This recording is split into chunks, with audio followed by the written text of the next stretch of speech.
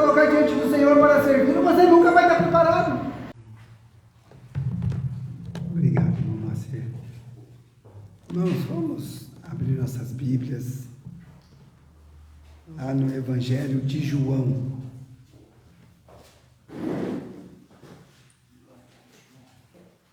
Capítulo 9.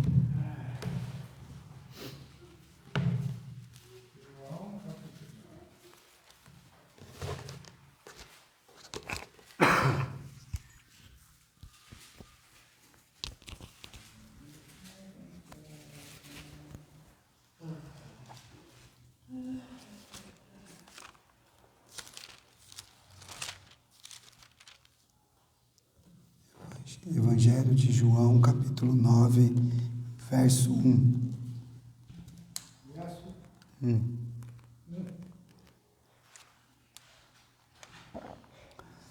E passando Jesus viu um homem cego de nascença. E os seus discípulos lhe perguntaram, dizendo: Rabi, quem pecou, este ou seus pais, para que nascesse cego? Jesus respondeu: nem ele pecou, nem seus pais, mas foi assim para que se manifestem nele as obras de Deus. Convém que eu faça as obras daquele que me enviou, enquanto é dia. A noite vem, quando ninguém pode trabalhar. Enquanto estou no mundo, sou a luz do mundo. Tendo dito isto, cuspiu na terra e com a saliva fez o lodo. E untou com o lodo os olhos do cego e disse-lhe: vai, lava-te no tanque de Siloé, que significa enviado. Foi, pois, e lavou-se e voltou vendo. Então os vizinhos e aqueles que dantes tinham visto que era cego diziam: não é este aquele que estava assentado e mendigava? Uns diziam: é este, e outros: parece-se com ele. Ele dizia: sou eu. Diziam-lhe, pois, como se abriram os olhos? Ele respondeu e disse: o homem chamado Jesus fez lodo e untou-me os olhos e disse: vai ao tanque de Siloé e lava-te. Então fui e lavei-me e vi. E disseram-lhe, pois, onde está ele? Respondeu: não sei. Até aqui. Muito bem, irmãos. Esse milagre de Jesus, ele é um milagre um pouco diferente, né? Pela forma que acontece. Primeiro, Jesus viu aquele homem ali cego de nascença e os seus discípulos fazem um questionamento para ele. Quem foi que pecou? E de fato, muitas vezes quando a gente vê alguém com uma doença muito grave, a gente já acha logo que é um castigo de Deus. Não é verdade? A pessoa passa por uma tribulação, deve estar pecando. Dentro do contexto judaico, não era diferente. Isso era muito forte. Tanto é que os discípulos aqui perguntaram para Jesus: mas, Senhor, quem foi que pecou? Foi ele ou foram os pais dele? Então havia também a crença de que se um pai e uma mãe pecasse, poderia trazer castigo sobre os filhos. Uma maldição, né? Você vai jogar maldição sobre a sua família. Havia-se essa crença.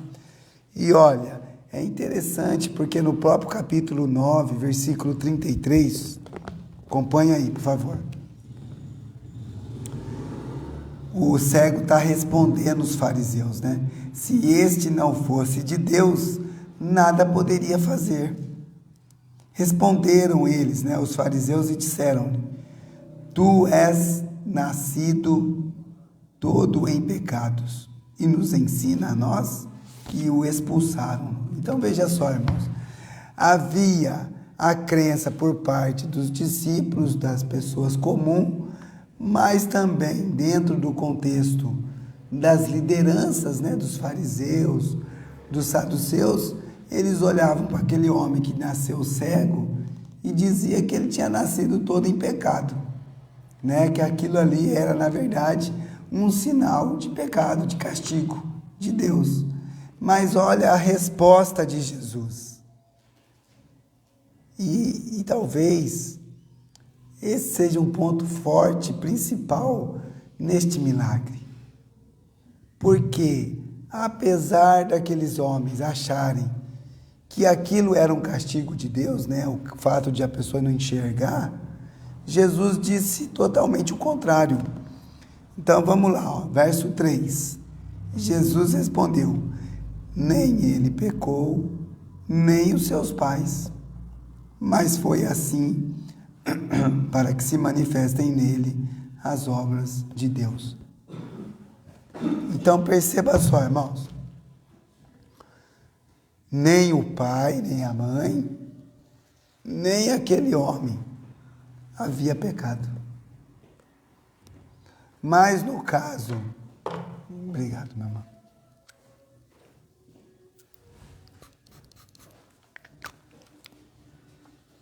Eu também sou chique também, tá, gente? Mas no caso aqui, aquela cegueira era para que se pudesse manifestar o poder de Deus, a glória de Deus.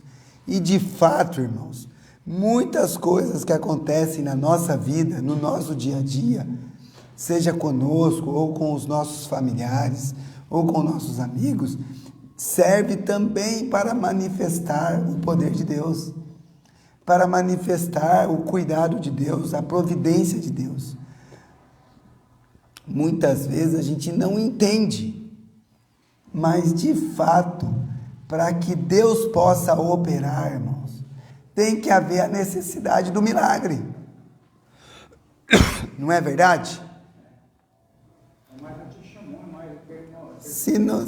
Se está tudo bem com você, você não precisa de Deus. Se tudo está correndo tranquilo, você não precisa de Deus.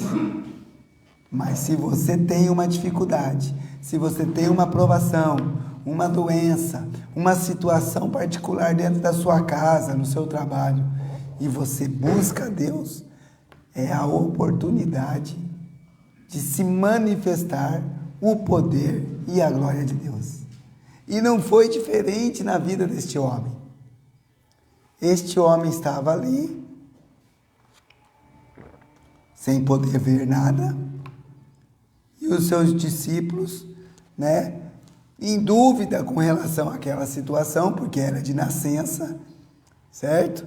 O que eles perguntam? Poxa, mas esse homem tem algum pecado? Não. Mas para que vocês possam saber do poder de Deus, é necessário que haja pessoas precisando. E eu vou dizer, irmãos, com toda a convicção, a salvação da perdição é o maior milagre que Deus pode manifestar no meio dos homens. Se alguém da sua casa, da sua família, um amigo, um vizinho ainda não creu no Senhor, irmãos, ele depende da glória de Deus. Porque a Bíblia diz assim, né? Porque todos pecaram e destituídos, né? Separados estão da glória de Deus. Então é necessário que essa pessoa seja alcançada. E até mesmo no meio daqueles que são, né, os maiorais, aqui no caso os fariseus, eles também tinham essa dúvida. Mas Jesus, então, faz o milagre. E é interessante, porque ele diz assim no verso 4, convém que eu faça as obras daquele que me enviou, enquanto é dia. A noite vem, quando ninguém pode trabalhar. Irmãos, de fato, a obra de Deus ela deve ser feita no tempo certo, no momento certo. E nós vivemos hoje o período da graça de Deus. A graça de Deus que salva o pecador por meio da fé em Cristo Jesus, ela está disponível a todos. A todos. Todo aquele que ouve o Evangelho e crê no Senhor Jesus é salvo. Não pelos seus méritos ou por suas obras, mas pela fé em Jesus. Mas vai chegar o momento, irmãos, em que esta porta irá se fechar. E aqueles que entraram serão salvos. E aqueles que ficaram de fora serão condenados. E Jesus, ele veio justamente para trazer luz. Olha o que ele diz no versículo 5. Enquanto estou no mundo, sou a luz do mundo. Enquanto nós estivermos aqui como igreja de Cristo, irmãos, a luz do Senhor Jesus resplandece sobre o pecador. Mas quando a igreja for arrebatada, já não há mais esperança. Não tem mais. Por isso que nós devemos pregar e persistir em pregar o Evangelho, para que mais pessoas possam ser alcançadas pela salvação. E Jesus, então, ele pega ali, né, o guspe com saliva ali, mistura no lodo, né, na terra, e passa nos olhos deste homem. Versículo 6. Tendo dito isto, cuspiu na terra, e com a saliva fez lodo, e untou os olhos, com o lodo os olhos do cego, e disse-lhe: vai lavar-te no tanque de Siloé, que significa enviado. Foi, pois, lavou-se e voltou vendo. Aqui nós vemos aqui o poder de Jesus sobre os elementos, sobre os elementos da criação. Veja, não é o lodo que tinha propriedades medicinais que pudesse voltar a visão daquele cego. Nem o cuspe de Jesus, né? Seria muito fácil curar um cego, né? Dar uma cuspida no barro e passa no olho do homem. Não, né? Para quem está lá perto do tanque lá de Siloé, só para pedir para se lavar, mas não acontece isso. Na verdade, Jesus demonstra o poder dele sobre os elementos da natureza e também sobre os problemas dos homens. Veja, irmãos, a Bíblia diz que todos estão cegados por Satanás, porque existe uma cegueira espiritual com relação a Deus. Veja, o nosso país, né, Brasil, que é um país que tem muitas igrejas evangélicas, cristãs, ainda assim tem muito mais pessoas que não são cristãos. Basta você olhar as festas em comemoração à imagem de santos. Basta você observar a festa do carnaval, que é uma festa carnal, né? Carnaval significa festa da carne.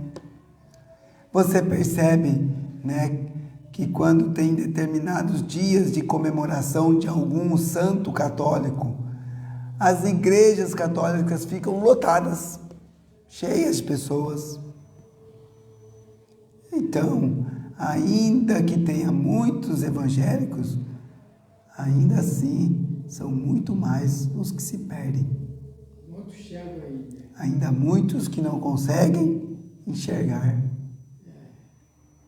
Se as Escrituras nos diz que não devemos ter imagens, por que alguns ensinam que devem? Porque são cegos, irmãos, não conseguem compreender as coisas de Deus. Mas o Evangelho e o poder de Cristo, Ele pode nos trazer a visão. Bem, de forma, irmãos, impactante, Jesus mudou a vida deste homem. Porque ele era cego e aqui diz que ele voltou a ver. Quando você é impactado pelo Evangelho, irmãos, as pessoas vão notar. Olha aí, ó. Verso 8. Então os vizinhos e aqueles que dantes tinham visto que era cego diziam: não é este aquele que estava sentado e mendigava? Uns diziam: é este, e outros: parece-se com ele. Ele dizia: sou eu. É interessante, irmãos, porque apesar de Jesus ter curado aquele homem, e isso foi notório, porque ele passou a enxergar, alguns duvidavam. E de fato, irmãos, quando você se converte, muitas vezes a pessoa vai dizer assim: ah, isso aí eu conheço. Esse homem aí era um cachaceiro. Ah, esse homem era um mentiroso. E agora está aí todo engravatadinho. De fato, irmãos, quando nós cremos no Senhor Jesus, tem que haver uma transformação, irmãos. As pessoas têm que notar que você mudou. Não basta dizer: eu creio em Jesus e continuar bebendo, adulterando, enganando, roubando. Adianta. Sendo uma pessoa muitas vezes egoísta, avarento. Às vezes, de cada 10 palavras, 8 são palavras que não deveria estar falando. Então, de fato, tem que haver uma transformação. E veja, as pessoas não entendiam o que tinha acontecido com esse homem. E eles duvidavam. Os fariseus, também duvidavam. Versículo 16. Então, alguns dos fariseus diziam: este homem não é de Deus, pois não guarda o sábado. Diziam outros: como pode um homem pecador fazer tais sinais? E havia dissensão entre eles. Tornaram, pois, a dizer ao cego: tu que dizes daquele que te abriu os olhos? E ele respondeu que é profeta. Os judeus, porém, não creram a seu respeito, que tivesse sido cego e agora visse, enquanto não chamaram os pais do que agora via. Está vendo? Sempre vai ter alguém que vai colocar em dúvida. Você vai receber um milagre de Deus, sabe que a pessoa vai: ah, mas será que aconteceu mesmo? As pessoas sempre vão colocar em dúvida, sempre vão tentar argumentar. No caso aqui, os vizinhos olhavam assim: mas parece aquele homem. Já os fariseus olharam bem e falaram assim: ah, peraí, o cara que te curou é de Deus mesmo? Claro que é. Ele deve ser um profeta.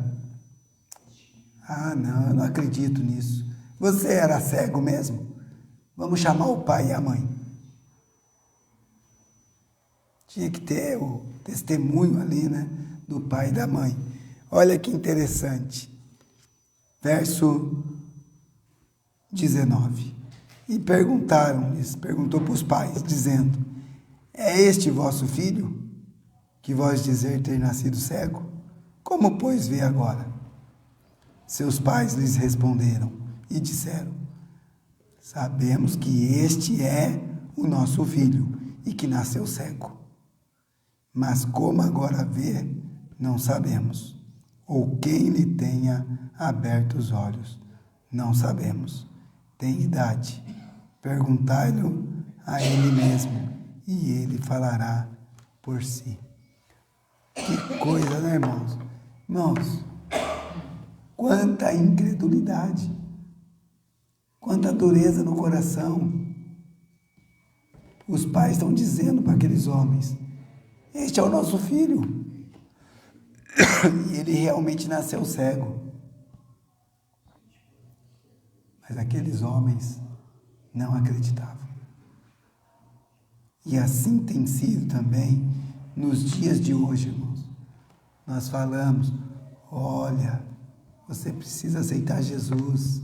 Olha, você precisa agir como cristão. As pessoas, você não sabe de nada. Poucos se importam. Não ouvem. As pessoas não estudam a palavra de Deus. Não conhecem a Deus. E assim também era naquele momento. Mas eu gostaria de destacar mais um ponto. Por quê, irmãos?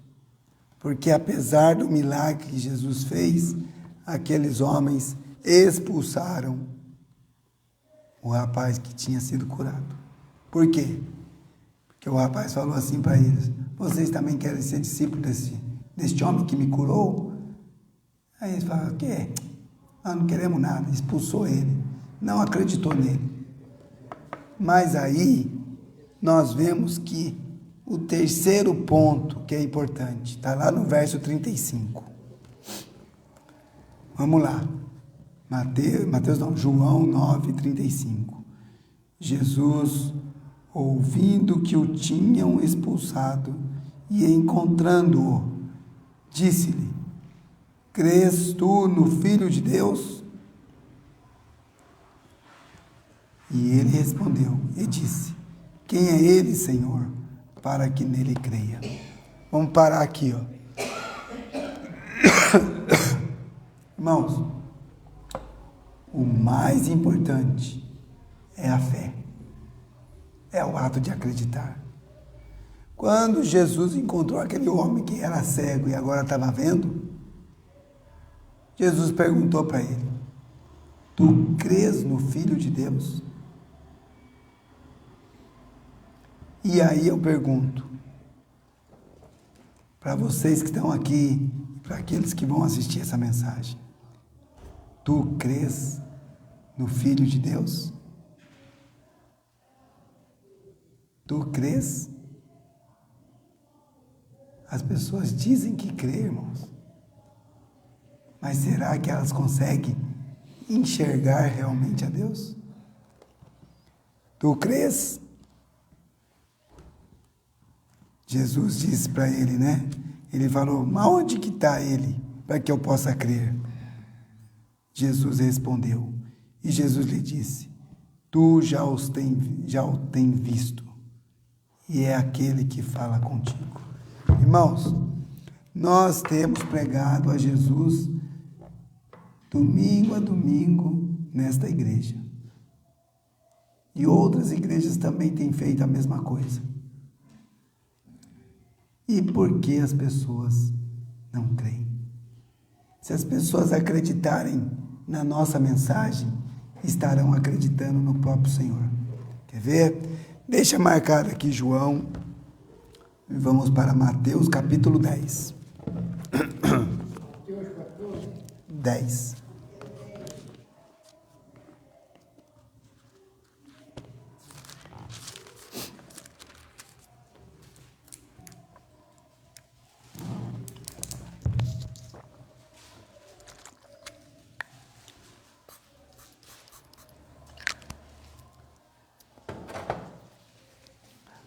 Mateus capítulo 10, verso 40.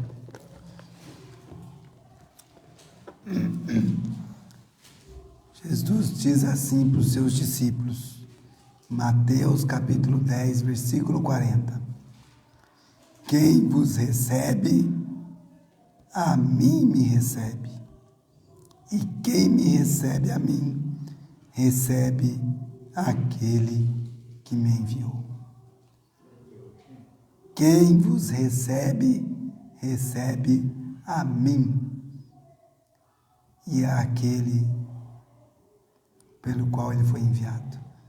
Então, irmãos, nós estamos aqui representando Jesus.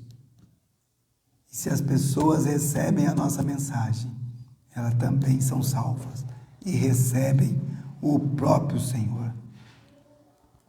Mas olha a atitude deste homem. Vamos voltar lá para João, capítulo 9.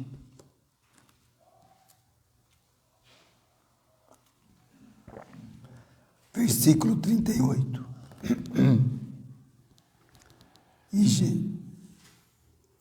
Versículo 37. E Jesus lhe disse: Tu já os tens visto, e é aquele que fala contigo. E ele disse: Creio, Senhor, e o adorou. Simples assim, irmãos. Se você tem ouvido o Evangelho e crê nele, adore a Deus, adore ao Senhor Jesus. Este homem, irmãos, na verdade, até este momento aqui, ele não sabia quem era Jesus, porque ele era cego. E quando ele foi curado, quando ele voltou, Jesus tinha ido embora. Ele sabia o nome, mas não sabia quem era. Agora que ele reconheceu Jesus como o Filho de Deus, ele creu no Senhor. Tudo bem, né? Ele era cego, né? Tinha recebido um grande milagre. É natural, né? Que ele cresce no Senhor. Mas lembre-se, irmãos, que este homem testificou de Jesus, testemunhou. E aqueles que ouviram o seu testemunho não creram no Senhor. Pelo contrário, o expulsaram. O problema, irmãos, não são os milagres. O problema é a falta de fé. Sabe o que falta para as pessoas? Fé no Senhor Jesus, irmãos. Sabe por que muitos cristãos têm andado pior do que mundanos? Porque falta fé. E Jesus, então, disse para aquele homem, versículo 39, e disse-lhe Jesus: Eu vim a este mundo para juízo, a fim de que os que não veem, vejam, e os que veem, sejam cegos. Então, Jesus veio a este mundo, irmãos, para trazer juízo, para fazer separação entre aqueles que veem e aqueles que não veem. Que nós possamos ser aqueles que vemos, que cremos no Senhor, e não como os fariseus, porque olha o que os fariseus disseram para ele. E aqueles dos fariseus que estavam com ele ouvindo isto disseram: Também nós somos cegos? Disse-lhes Jesus: Se fosseis cegos, não teríeis pecado. Mas como agora dizeis, vemos, por isso o vosso pecado permanece. O problema é que as pessoas já falam que conhecem a Deus. Ah, não, eu conheço a Deus. Eu sei quem Ele é. Mas não conseguem discernir entre a mão direita e a sua mão esquerda. Os fariseus que estavam com ele ouviram e falaram: Então estamos cegos, porque eles não creram. Porque eles não creram, exatamente. E eles mesmos reconheceram, né? E entenderam que, como Jesus estava dizendo para eles, que aqueles que não enxergavam que seriam curados, e nós éramos estes, irmãos. Mas agora nós somos os que vemos e aguardamos a promessa do Senhor, a sua volta. Amém? Que Deus abençoe a sua palavra, que Deus abençoe os irmãos, que Deus abençoe aqueles que estarão nos assistindo. Vamos orar. Pai querido, Pai amado, te agradecemos, ó Pai, porque a tua palavra tem demonstrado para nós, ó Pai, que nós estamos enxergando em Jesus a nossa salvação. Te agradeço, ó Pai, porque um dia éramos cegos, mas agora vemos. E pedimos, ó Pai, Que o Senhor nos dê ousadia para pregar o Evangelho, para que mais pessoas possam enxergar a salvação somente em Cristo Jesus, pela fé no seu nome. Te agradeço, ó Pai, pelos irmãos aqui presentes. Te agradeço por esta igreja, ó Pai, em nome de Jesus. Amém. Irmãos, com uma oração silenciosa, estamos encerrados. Nas promessas do